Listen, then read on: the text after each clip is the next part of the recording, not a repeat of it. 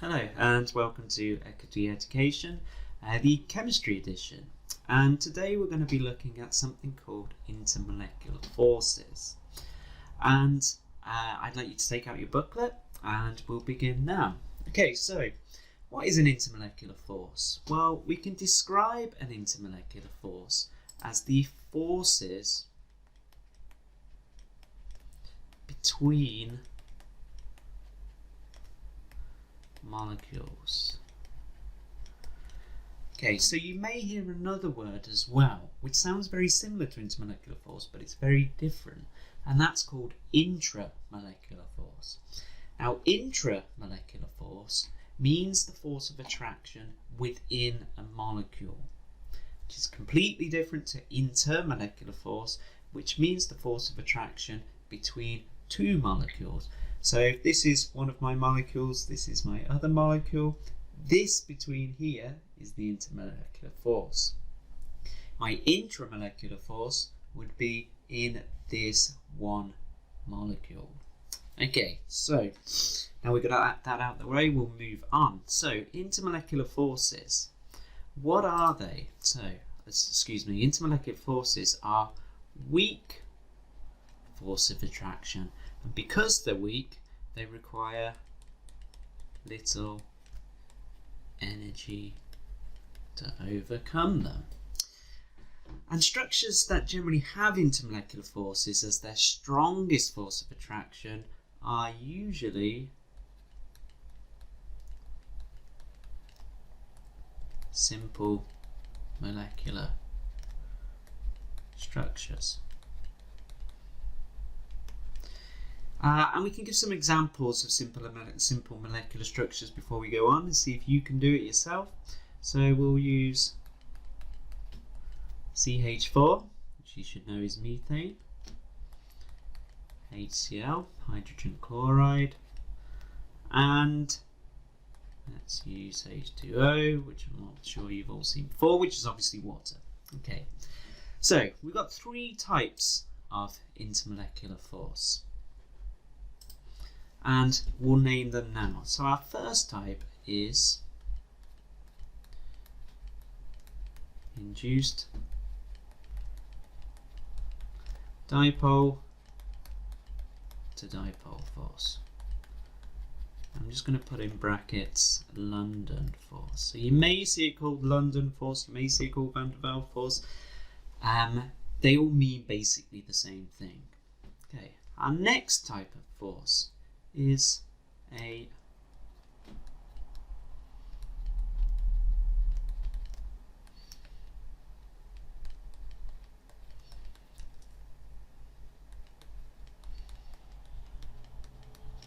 permanent dipole to dipole interaction, and our final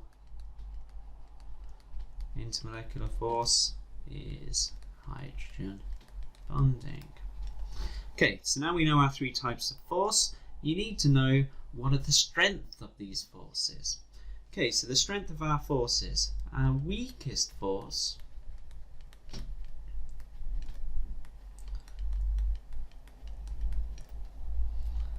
is induced dipole to dipole. Next is permanent dipole to dipole, and unsurprisingly, since we only have one left, our strongest intermolecular force is hydrogen bonding. Now this is important when you come to answer exam questions. You have to figure out what type of intermolecular force is within the molecule. That will give you an indication of the relevant boiling point or melting point of that molecule. Okay, so now we're going to go on to describe how these different intermolecular forces arise.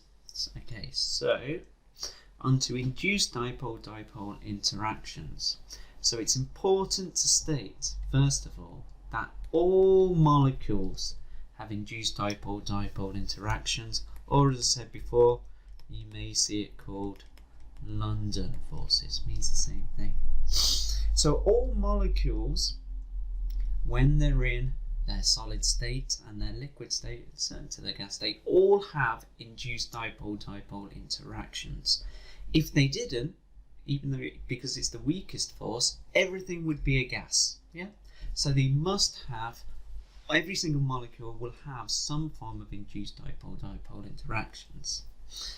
And molecules that are non-polar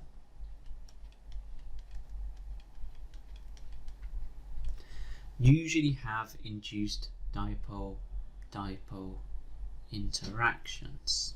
Okay, so this is important as well. So an example of something that is non-polar that has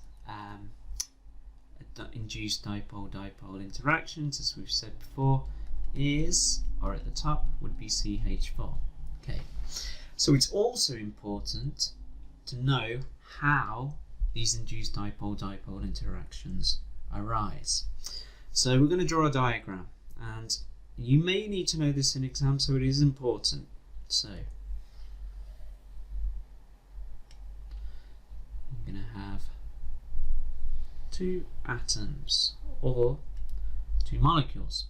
So these could either be atoms or they could be molecules. Okay, so I've got my first one, and in my first atom or molecule we have electrons. Now these electrons don't stay still. They are constantly moving around at random, and that means at any given time we may find that on one side of the atom or molecule there are more electrons than on the other side. Now what does that mean for that atom or molecule? Well, it must mean that if one side has more electrons than another, it's going to have a slightly negative charge, and obviously the other side will have a slightly positive charge. Okay, so we now have something called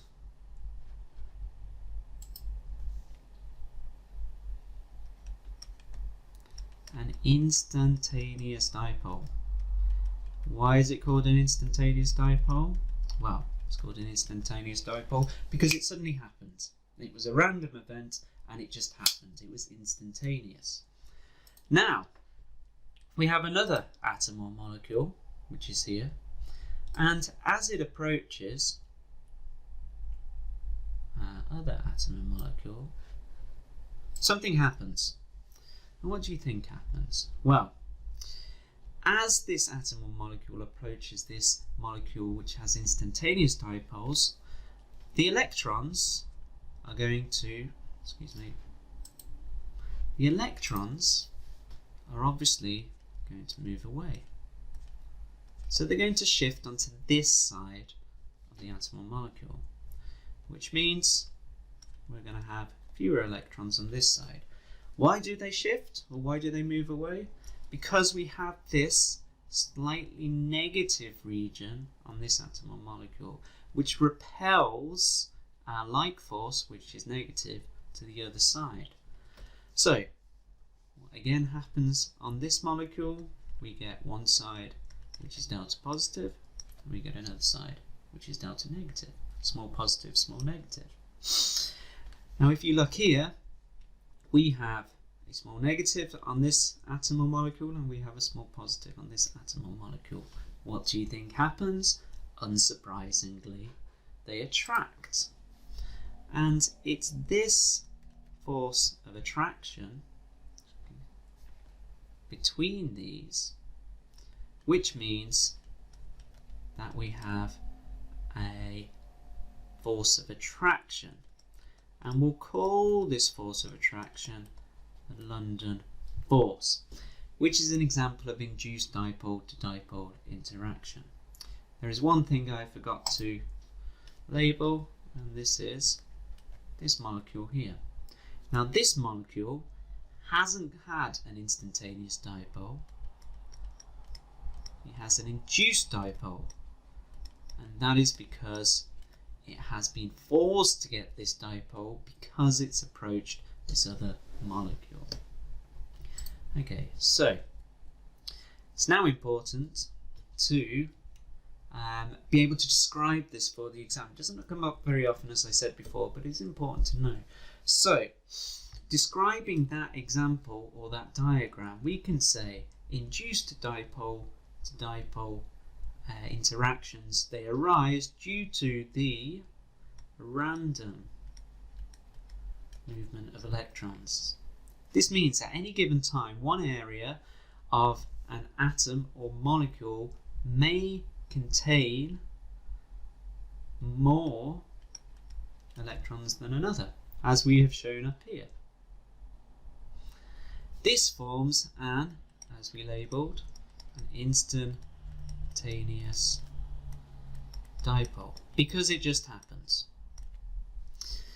And as the molecule with the instantaneous dipole approaches another molecule, in our example, the other molecule approaches the instantaneous dipole. It doesn't really matter which way around it is, in all honesty. They'll probably be coming together at the similar rates.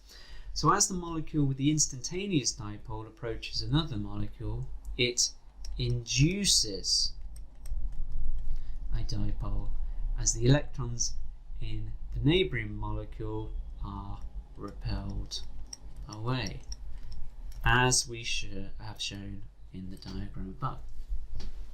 And the force between the two atoms is known as the London force. Again, you might see it called the induced dipole to dipole force or the van der Waals force. They all mean roughly the same thing. Okay, so now we've talked about induced dipole to dipole interactions, we'll move on to permanent dipole to dipole interactions. And the example we'll use for this one is HCl. Okay, so permanent dipole to dipole interactions arise due to the difference in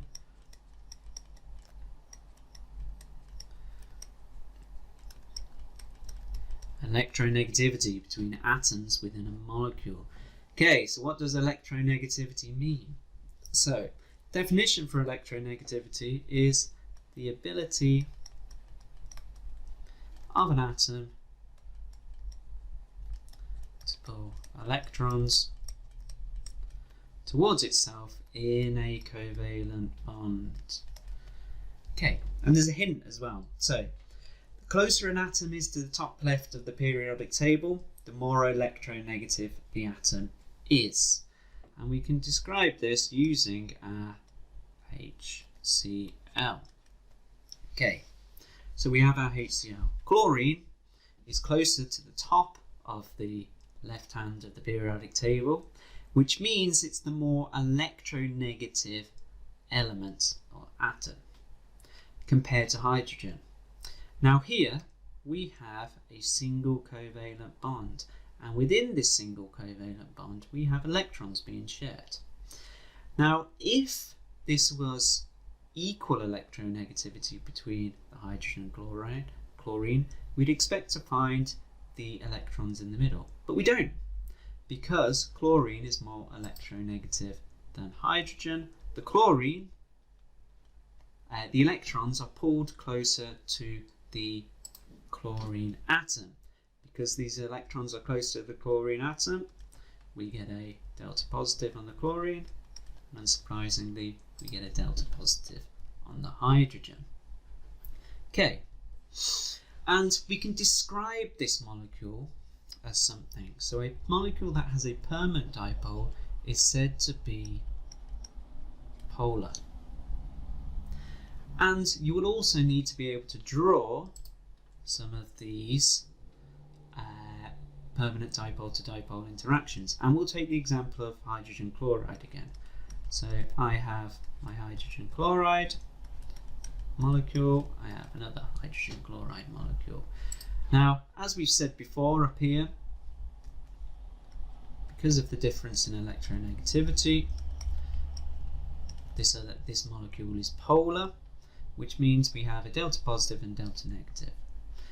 On this molecule we have the delta negative here, and on this molecule we have delta positive here, which means that there must be a force of attraction between these molecules.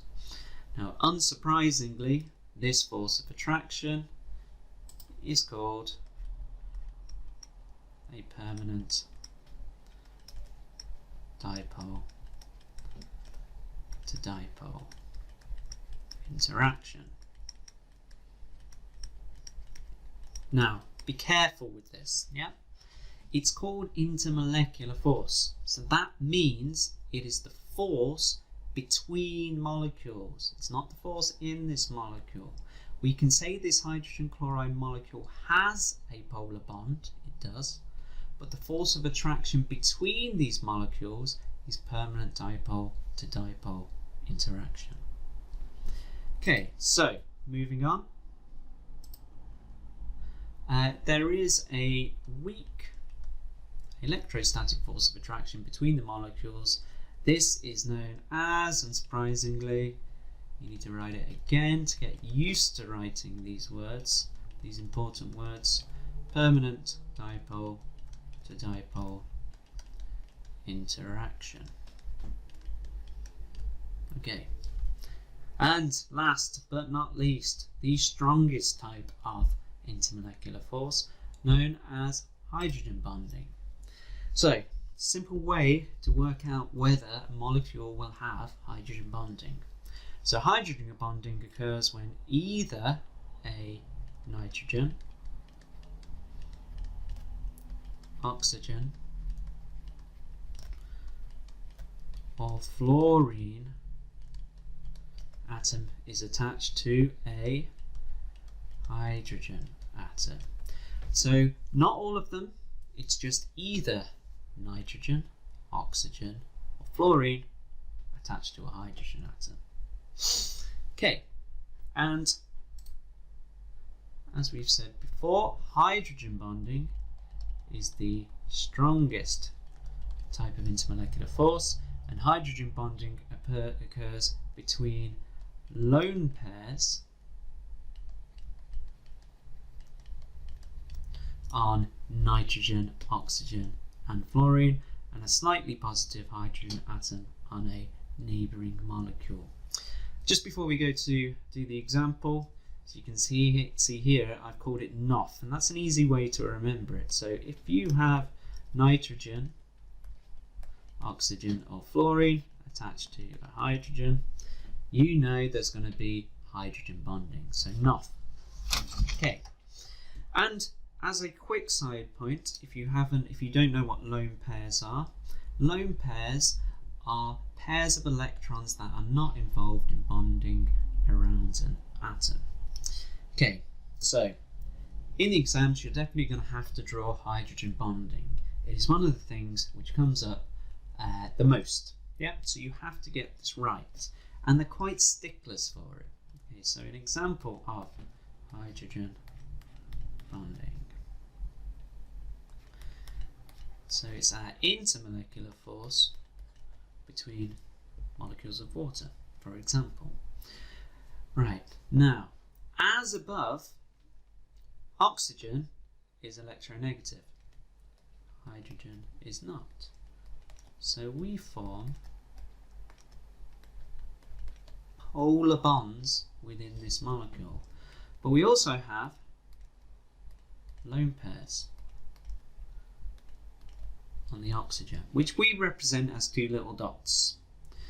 And between my lone pairs of oxygen and the hydrogen, I form a hydrogen bond.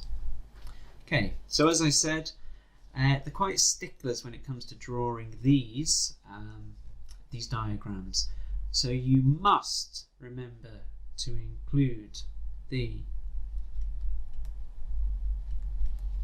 charges of delta negative, delta positive on oxygen and hydrogen, as I have done, shows that it's polar. We can form an attractive force. Second, you must show the lone pairs, because that's where the hydrogen bond forms. And thirdly, you need to label the hydrogen bond. It may seem obvious to you, and it may seem obvious to me. Apparently it doesn't to examiners.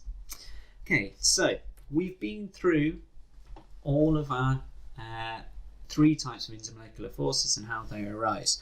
We're quickly just going to have a look at the anomalous properties of water, which is all to do with the hydrogen bonding. So, first of all, density of ice is less than water. Obviously, if you've been out on a cold day and you see a river or a lake or a puddle, the ice is on top of the water. And the reason why it's on top of the water is because of something called an open lattice structure. And that means that the molecules are held further apart in the solid rather than liquid form. For example here, so I've got a diagram. In the liquid form, the atoms, the molecules are closer together. In ice, the molecules are further apart. Because the molecules are further apart, they're less dense, meaning that ice floats on water, which is a good job because if it didn't, we would all die. Okay, so next, water has a high melting point compared to other hydrides due to the hydrogen bonding involved. So we have a graph here. I'm going to label the y-axis as melting point, the x-axis as the group 6 hydrides. Okay, so you may get a diagram like this in your exam. You might be asked to label it. So water is up here, H2S, H2SE, and H2TE down here. Now these are all the hydrides of group 6, and you will notice that water has a much higher melting point than the rest of the hydrides in group 6, and that is because only water has hydrogen bonding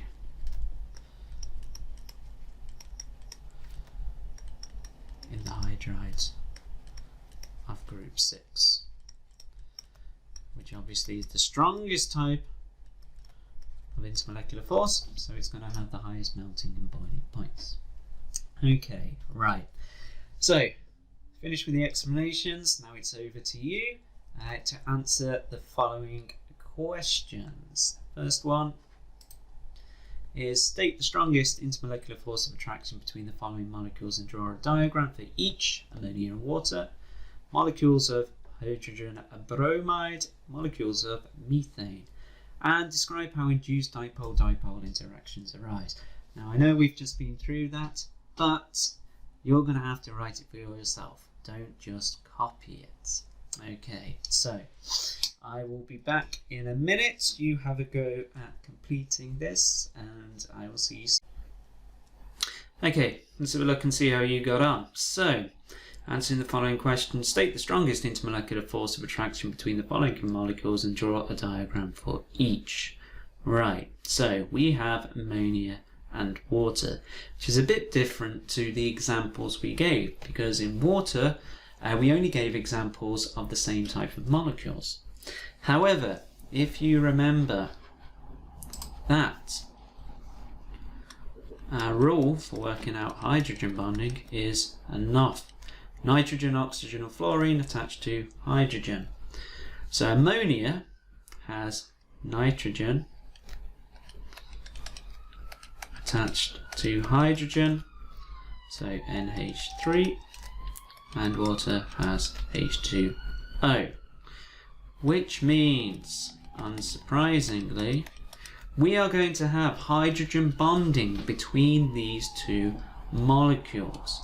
Remember, we have to write on or draw around our charges.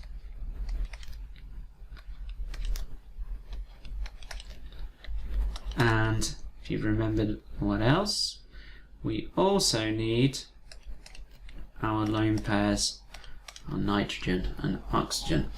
If you're unsure what I'm doing here, then have a look at the dot and cross diagram and shapes of molecules diagram, and that should explain why I have drawn these in a certain particular shape. Okay, so now we've got our charges, we've got our lone pairs. All we have to do now is label our hydrogen bonds. Next question, molecules of hydrogen bromide. Okay, so molecules of hydrogen bromide is HBr. Bromine is pretty close to the top of the periodic table, so that means this will be a polar molecule.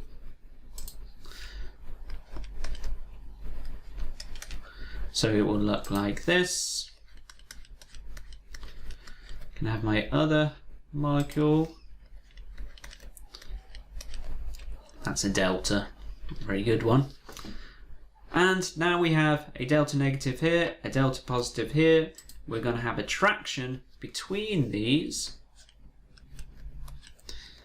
And we can call this a permanent dipole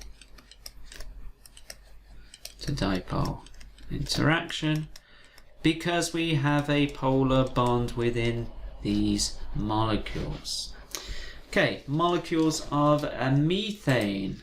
So before, methane is CH4. Now there isn't much difference in electronegativity between methane, between carbon and hydrogen.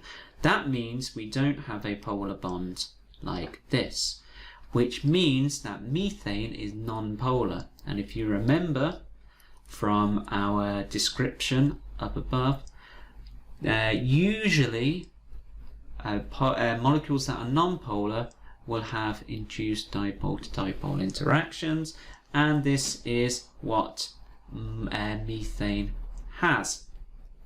It's difficult to draw molecules of methane with this, so I suppose you are asked to draw it. We could draw our methane, and between here our induced dipole to dipole interactions. A better question would be to ask is describe how induced dipole-dipole interactions arise, and you may be asked to draw that, so maybe that's a better example to use here. Okay, so moving on to question 2. Describe how induced dipole-dipole interactions arise. Well, okay, I've just copied it from the above, but you should have written it yourself, but I'll read it out. So they arise due to the random movement of electrons at any given time. One area of a molecule may contain more electrons than another. This forms an instantaneous dipole. As a molecule with the instantaneous dipole approaches another molecule, it induces a dipole as the electrons in the neighbouring molecule are repelled away. The force between the two atoms is known as a London force, an induced dipole-dipole interaction, or van der Waals. Okay, so we are finished with intermolecular forces. Hope it was useful, and I will see you next time.